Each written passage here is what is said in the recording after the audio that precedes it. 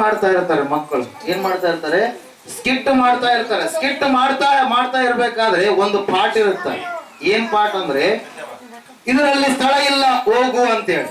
Christmas skit ಅಂದ್ರೆ ಏನು? ಕಿರು ನಾಟಕ. ಕ್ರಿಸ್ಮಸ್ ದಿನ ನಾಟಕ ಮಾಡ್ತಿದ್ವಿ ಅಂತ ನಾಟಕ. ಆ ನಾಟಕದಾಗ ಮರಿಗಳು ಇರ್ತಾಳೆ, ಯೋಸೆಫನ್ ಇರ್ತಾನೆ, ಚಿಕ್ಕ ಮಗು ಯೇಸು ಸ್ವಾಮಿ ಇರ್ತಾನೆ, ಮತ್ತೆ ಯಾರು ಇರ್ತಾರೆ? ಛತ್ರದ ಯಜಮಾನ ಇರ್ತಾನೆ, ಕುರಿಕಾಯರು ಇರ್ತಾರ, ಮತ್ತೆ ದೇವದೂತರು ಇಳಿದು ಬಂದಿರ್ತಾರ. ಇದೆಲ್ಲ ಅವಾಗ ಸಣ್ಣ ಹುಡುಗ ಇದ್ದ. ಈ ಛತ್ರದ ಯಜಮಾನ ಪಾಠ ಆ ಹುಡುಗಗ ಕೊಟ್ರು.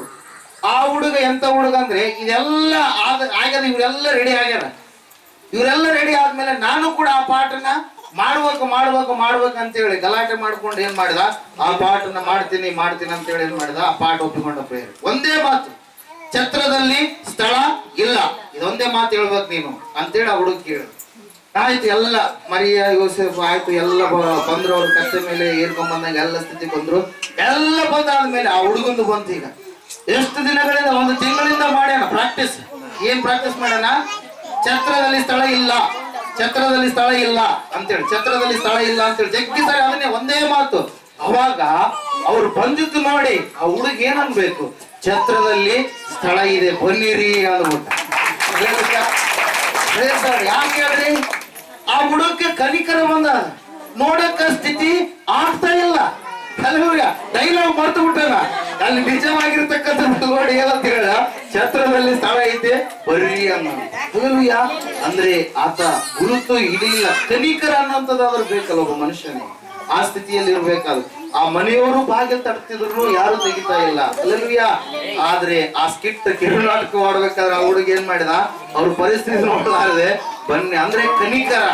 ಆ ಸ್ಥಿತಿಯಾಗಿ ಯಾರಾದ್ರೂ ಕೂಡ ಏನ್ ಮಾಡ್ಬೇಕು? ಕನಿಕರ ತೋರಿಸ್ಬೇಕು ಪ್ರಿಯರಿ. ಛತ್ರದ ಯಜಮಾನ ಮೊದಲನೇದಾಗಿ ಏನಾಗಿದ್ದಾನೆ? ಗುರುತು ಹಿಡಿಯಲಾರದವನಾಗಿದ್ದಾನೆ. ಗುರುತು ಇಡ್ಲಾರದು ಒತ್ತಟ್ಟಿಗೆ ಹೋಗ್ಲಿ, ಮಾನವೀಯತೆ ದೃಷ್ಟಿಕೋನದಲ್ಲಿ ಆದ್ರೆ ಆತನು ನೋಡಬೇಕಾಗಿತ್ತು ಪ್ರಿಯರೇ. Hallelujah, praise the lord. ಇವತ್ತಿನ ದಿನವೂ ಕೂಡ ಅನೇಕರು ಯೇಸು ಕ್ರಿಸ್ತನನ್ನು ಏನ್ ಮಾಡ್ತಾ ಇಲ್ಲ? ಗುರುತಿಸ್ತಾ ಇಲ್ಲ.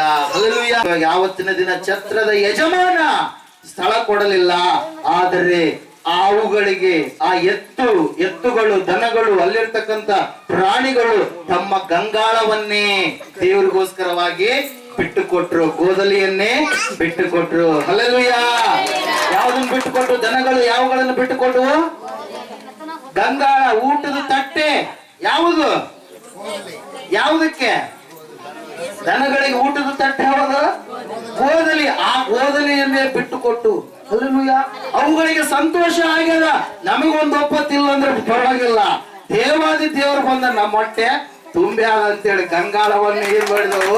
ಬಿಟ್ಟುಕೊಟ್ಟು ಪ್ರಿಯರೇ. ಹಲ್ಲೆಲೂಯಾ. ಅದಕ್ಕೋಸ್ಕರವಾಗಿ ಪ್ರಿಯರೇ, ಇವತ್ತಿನ ದಿನ ಅದ್ರ ಸಲುವಾಗಿ ದೇವ್ರ ವಾಕ್ಯ ಹೇಳುತ್ತ ಏನಂತ ಹೇಳಿ, ಕತ್ತೆಗೆ ಯಜಮಾನ, ಎತ್ತಿಗೆ ಆ ಒಂದು ಗೋದಲಿ ಕೊಠಡಿಯ ಸ್ಥಳ ಎಲ್ಲ ಗೊತ್ತು, ಆದ್ರೆ ಮನುಷ್ಯರಿಗೆ ಏನ್ ಗೊತ್ತಿಲ್ಲ? ಬುದ್ಧಿ ಅನ್ನುವಂಥದ್ದು ಗೊತ್ತೇ ಇಲ್ಲ. ಬುದ್ಧಿಯನ್ನು ಕೊಡುವಂತ ದೇವ್ರು ಯಾರೆಂಬುದು ಗೊತ್ತೇ ಇಲ್ಲ. ಲೋಕದ ರಕ್ಷಕನ ಯಾರೆಂಬುದಾಗಿ ಗೊತ್ತೇ ಇಲ್ಲ. ಅದ್ರ ಸಲುವಾಗಿ ಇವತ್ತಾದ್ರೂ ನೀವೇನ್ ಮಾಡ್ಬೇಕು?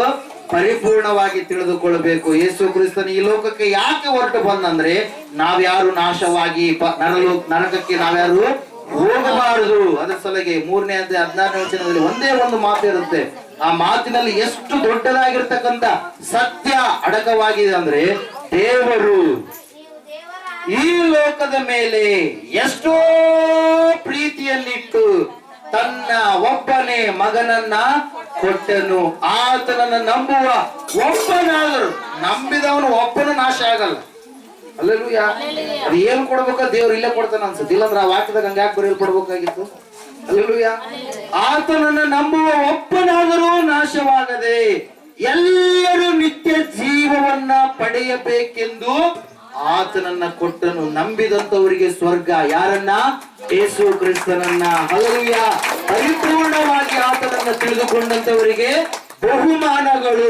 ಆತನಿಗೋಸ್ಕರವಾಗಿ ಇಲ್ಲಿ ಅನೇಕವಾದಂತ ತ್ಯಾಗಗಳನ್ನ ಮಾಡಿದಂತವರಿಗೆ ಬಂಗಾರದ ಕಿರೀಟದ ಮುತ್ತುಗಳನ್ನ ದೇವರು ಏನ್ ಮಾಡ್ತಾ ಇದ್ದಾನೆ?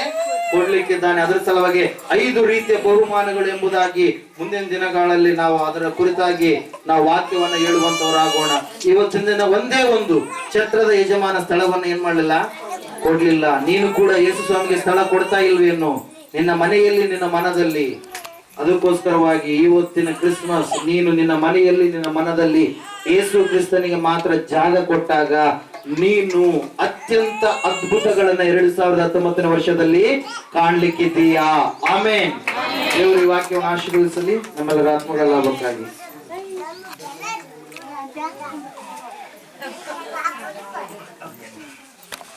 Hallelujah.